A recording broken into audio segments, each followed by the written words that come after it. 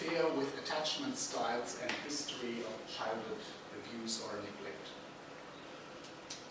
Finally, ethological studies of nonverbal behavior seem to show that patients with BPD present with less affiliative behavior during a clinical interview, and that such affiliative behavior is more or less unresponsive to oxytocin, which is in contrast to flight elements, as I said already.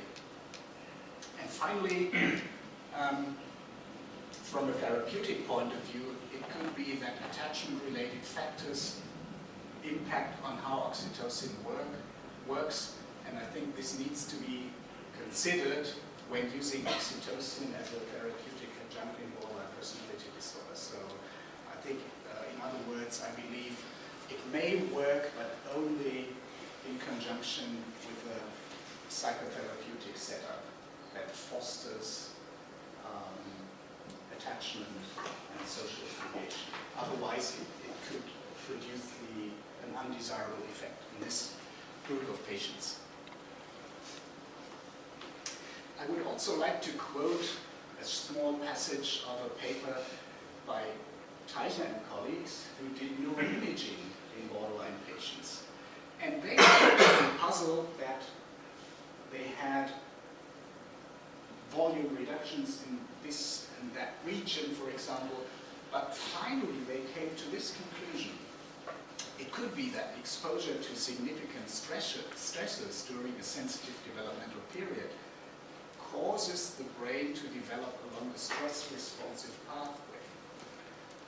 That is, early adversity may elicit a cascade of stress responses that organizes the brain to develop along a specific pathway selected to facilitate reproductive success and survival in a world of deprivation and strife. That's their wording. And I think it nicely, it's consistent with the evolutionary perspective on personality disorder, especially borderline personality disorder, that we may not simply view such disorders as defects or always disabilities, but that from their perspective, it could make sense how they organize their behavior. So this is the very last slide, my take-home message. So through the lens of life history theory, the behavior of people with BPD, from their point of view, is not dysfunctional, but consistent with their expectations. And the dysfunction we as clinicians infer from the negative impact that their life history strategy has, for example, on subjective well-being, and the apparent inappropriateness of their behavior in our environments that seem to abound with resources, and thus suggests assuming a slow life history strategy. But this is perhaps only when we take into account our social environment and the quality of social environment. It may well be much different in other environmental situations. All right.